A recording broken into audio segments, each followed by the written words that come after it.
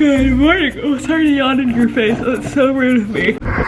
Hi everyone, good morning. So I was just talking to Corey because there's a story trending online right now about this woman at Trader Joe's who wasn't wearing a mask, and I don't know the full story, so I'm not gonna judge, but she wasn't wearing a mask and everyone's talking about it because she got really angry, I guess, when someone confronted her about not wearing a mask. I am a firm believer that we should definitely be wearing masks right now. The numbers are spiking, people are really sick. There are people in my family who, if they caught COVID, would not make it, so I'm really intense about being safe and wearing a mask. Anyway, she wasn't wearing one, and she said she had a breathing problem and that's why, but she was like screaming and like really mad and like threw her grocery basket and called everyone Democratic pigs and was cussing and really upset. Anyway, we were looking at the tweets about it and someone said, I bet she has these shoes, and there were these like black sandals with this specific strap, and Corey and I were laughing at that because we were like, every girl had those in the early 2000s. Like every girl had those freaking shoes. Like we were thinking about those shoes and talking about that style. I was like, I wanted those shoes so bad, and then I just remembered that I was not allowed to have them. My mother would not let me have any shoes that were like super thick because she thought they were like inappropriate, or like maybe she just thought they were ugly and told me they were inappropriate. But I remember the Spice Girls were really popular when I was a young teen, and I loved the Spice Girls, and they wore really chunky shoes. I thought those were so cool, like the platform shoes. I was not allowed to have them. The only shoes that I was allowed to have is we go to Payless like once, maybe twice a year and get a pair of shoes. And we always went when they were having a sale, and I would only be allowed to get like the Keds, and they were like the flat shoe, and I'd usually get ones that had like embroidered flowers like on the toe. But I'm not talking about when I was like 5, y'all. Like I was like 13, 14 years old, and I remember wanting those black freaking, excuse me, I'm tired. I wanted those black sandal shoes that someone had tweeted about this morning so bad, and I was not allowed to have them. And I remember begging my mother for those stupid shoes, and she wouldn't let me have them. And then finally, I think I was 13, and there was a pair of shoes at Payless. We went to Payless for our yearly one shoe shop. I saw these tennis shoes. They were like white tennis shoes, and they had maybe like this much of a sole. Like it was like maybe an inch high.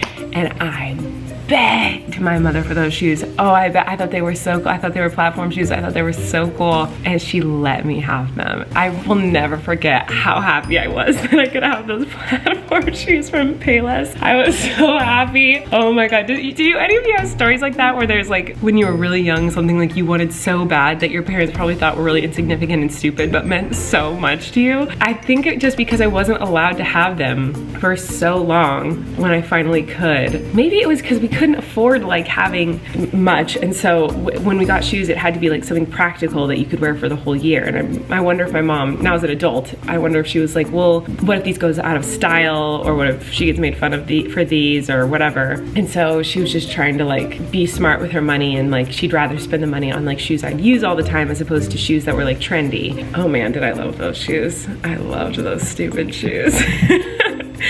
Oh, I just thinking about that made me laugh. Anyway, now that shoe's kind of back again, I think. Like that like chunky shoe look.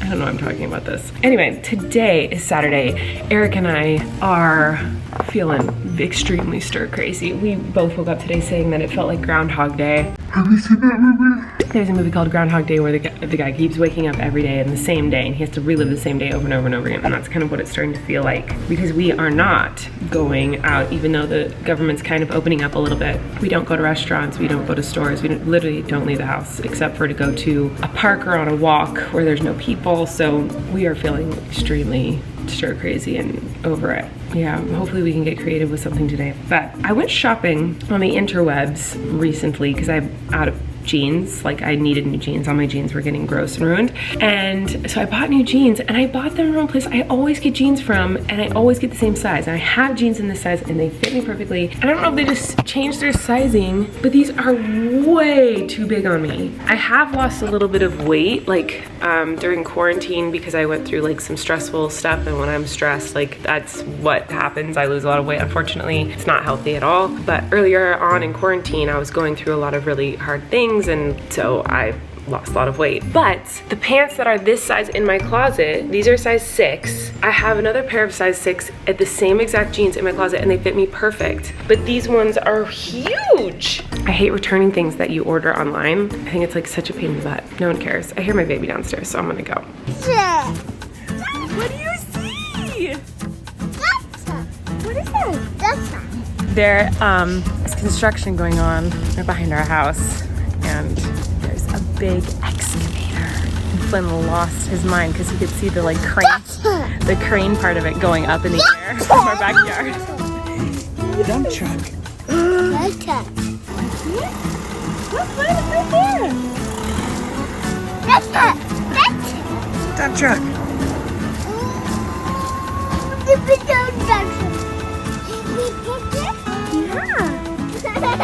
We were in our house, in the kitchen, and he started screaming, dump truck, and pointing out the window. We're like, what? And we see like over the ledge of our backyard, like the arm of this. Like somehow he saw it from in the kitchen. Oh, there's a moose. Yeah, there's a moose. All right, this is starting to go. Look, it's going. Look.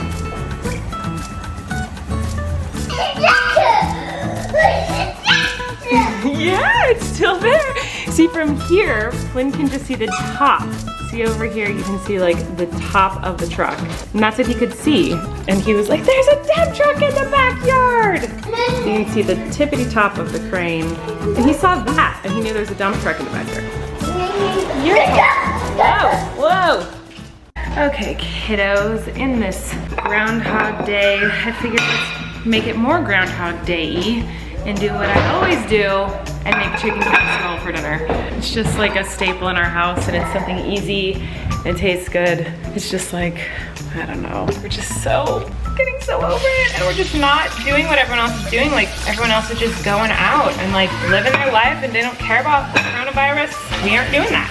So we're getting real bored, y'all. I almost just put my son's spoon through the garbage disposal. Flynn's in the pool with Eric, so I think I'm gonna go join them. I'm not gonna go in the pool because I'm not feeling it, but I will sit outside the pool and watch them have fun in the pool. Change of plans. Eric decided he wants the Cheez-It chicken that I started making during quarantine. Randomly one day I was like, I'm just gonna put some Cheez-It goldfish crackers and stuff on chicken. So I already had chicken in the fridge just with like a rub on it, like a dry rub, but now I'm gonna put some water in it and kind of brine it instead. It makes it a little bit juicier, I think. I don't know anything about science. Now we have a bag of chicken full of spices. I think it's gonna need more salt in order for it to be a brine. Put more salt in here. I don't know what I'm doing. Wow, chicken guts on the floor! Oh no, this is not a good thing. Oh, there's chicken guts on my floor. More salt in this water. Some salty chicken water.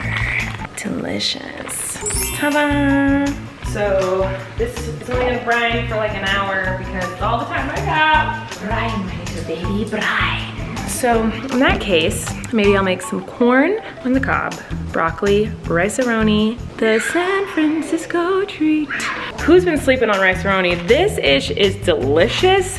Not a sponsorship, not an ad, but it should be because we eat this like literally almost every single night. It's so cheap, it's like a freaking $1. Why is it so yummy? So we're gonna have that and some Cheez-It chicken. I have to make sure I have some Cheez-Its. Let's get creative, y'all. Okay, we've got a bag of snacks. We have cheddar kangaroos. Those will work. Cheetos. Uh-oh, I might have to do Cheetos. Huh. Cheese and peanut butter. I feel like that wouldn't be good. Cheez-Its! Found some Cheez-Its. They might be stale, but who cares? And some panko breadcrumbs. Okay, okay. We'll make it work. Okay, so I've definitely taught you guys how to make this before, but just because I'm bored, I'm gonna teach you again. And I do it different every time, so today's different than what I've done before. I'm brining the chicken. You can skip that step. It just makes it a little bit juicier because chicken breast is kind of hard to get juicy in my opinion, from my experience. So in here, I have crushed up, essentially goldfish crackers. We had kangaroos, whatever that means. Goldfish crackers and Cheez-Its are crushed up in here. I also put some panko crumbs in there, and I put in some Parmesan cheese and shredded cheddar cheese. I don't have measurements, but it looks like this. I'm gonna melt a half a stick-ish of butter with a couple of cloves of garlic minced, and I'm gonna boil that, and then I'm gonna dip the chicken in that, dip it in this, put it in this, sprinkle some more cheddar cheese on top, put in the oven 375 degrees for about 20 minutes or until the internal temperature is 165 degrees. I'm also going to steam some broccoli and I'm going to boil some corn on the cob and I'm gonna make rice-a-roni, and that is dinner. Gonna be delicious, I hope. First time I made this, it wasn't good. The second time I made this, it was amazing. So we'll see how it turns out tonight.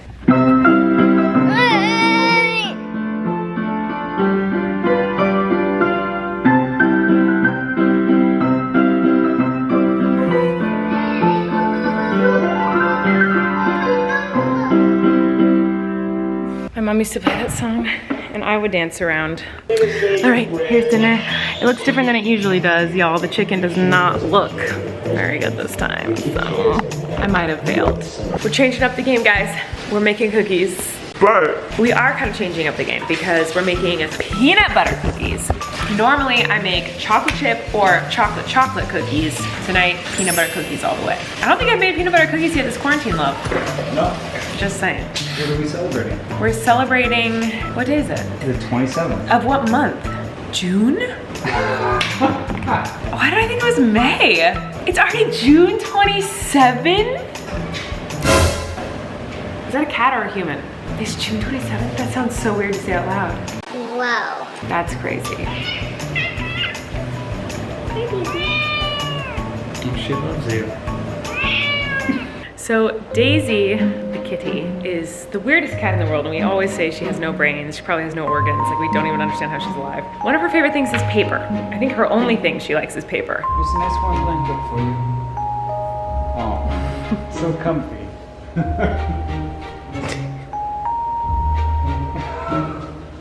Why does she love it so much? It's so weird. She loves it. Oh God, she's getting spoiled. Oh my God. She loves it. It's so weird. Daisy, why do you like paper? Because her internal organs are her own hair. We always say if she ever died and they like, what do they call it? Autopsy? On her autopsy, they'd be like, wait, she doesn't have any organs. She's the only thing in her whole body is her own hair that she's eaten. I mean, she is a princess. My pets are so spoiled. The best food, the best care, the best toys, the best everything. But she's just the weirdest cat. Like her and Gus are polar opposites. She's really tiny. I don't know if you can tell. She's full grown, but she's like half the size of any cat I've ever had. And Gus is double the size of any cat I've ever had. And Gus is a jerk, hates everyone, hates everything. He's like a more stereotypical cat where like he hates you until randomly one day he's like, oh, actually I want to sit on your lap and purr, but don't touch me, but actually touch me, but only for this certain amount of time. Like he's a stereotypical like bratty cat, where she is like, I don't even know what she is. She's a sweetheart with no brains. Just so you guys can get an idea of how big they are. She's really tiny. She's a very tiny cat. Okay, now hold Gus. This is Gus. You can't tell in camera how big he is. He's huge. And you really, like, look at her next to him. You can't even tell, like, he is huge. You cannot tell in the camera lens. Like, as I'm looking in the viewfinder, you can't see how big he is and how tiny she is. But their proportions are wild. You like, almost just slit my throat. All right, we churched them up. We got regular peanut butter cookies. We got peanut butter cookies, but I shoved some chocolate chips in.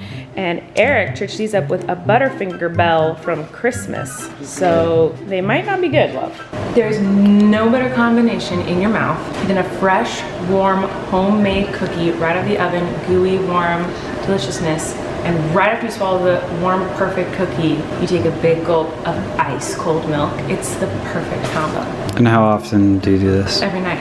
And how often do you think I find empty things of Imodium just littered about the house? Every day.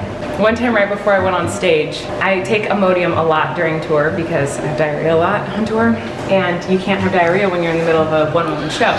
So I take a lot of Imodium when I'm on tour. I'll never forget, I think you were there. I was in the wings about to go on stage, like a packed house, and I go, I think my Imodium's wearing off. And if you are Andrew, but someone goes like, that should be the title of your autobiography. Oh no, I think my Imodium's wearing off. I think that's. Is Imodium even paying us? No one's paying us. Do it. Do you what? Throw me in the well. Oh. Delete this. Delete that immediately. What? You gotta catch it. Ready? Catch it, it's falling! Did I do it right? Anyway, okay, we're gonna eat our cookies and we're gonna go to bed. Bye, guys, and I'll see you tomorrow.